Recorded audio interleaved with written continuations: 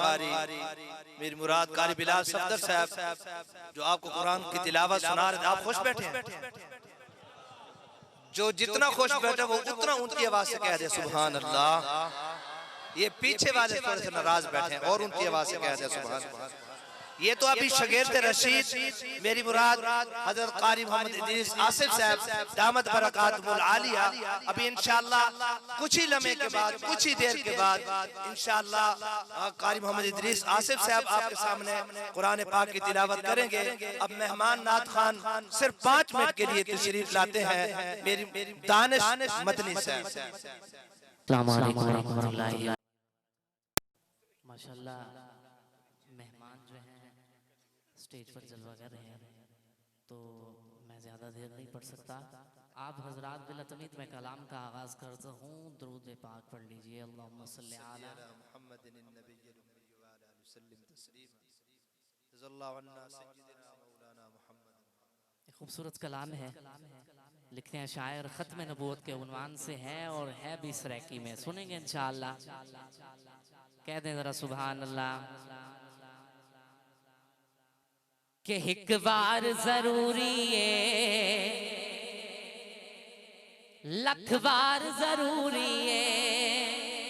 کیا ضروری ہے، کیا ضروری ہے؟ اگلے جملے پہ توجہ۔ کہ ایک بار ضروری ہے، لکھ بار ضروری ہے۔ ایک بار ضروری ہے، لکھ بار ضروری ہے۔ یارو ختم نبوت دا، یارو ختم نبوت دا پرچار ضروری ہے۔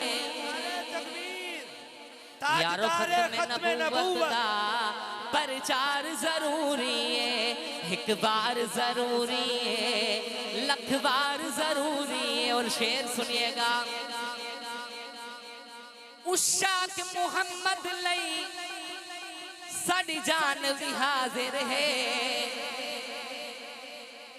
کون کون ہے جو جان کا نظرانہ بھی پیش کر سکتا ہے؟ ختم نبوت پہ ہاتھ کھڑا کر کے گئے۔ عشاق محمد لئی ساڑی جان بھی حاضر ہے۔ عشاق محمد لئی ساڑی جان بھی حاضر ہے۔ گستاخ دلئی لوگو، گستاخ دلئی لوگو، توجہ، گستاخ دلئی لوگو تلوار ضروری ہے۔ ایک بار ضروری ہے، لکھ بار ضروری ہے۔ اور بہت ہی خوبصورت شعر دعا دینے چلاؤں۔ شہزاد دی قسمت وچ جو لکھنا ہے لکھ مولا، بلکہ یوں کہتا ہوں انہاں ساریاں دی قسمت وچ جو لکھنا ہے لکھ مولا۔ اسا ساریاں دی قسمت وچ جو لکھنا ہے لکھ مولا۔ پر کملی والے دا، ہر بندے کی حاضری چاہیے۔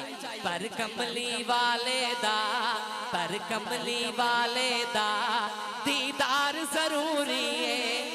ایک بار ضروری ہے، لکھ بار ضروری ہے۔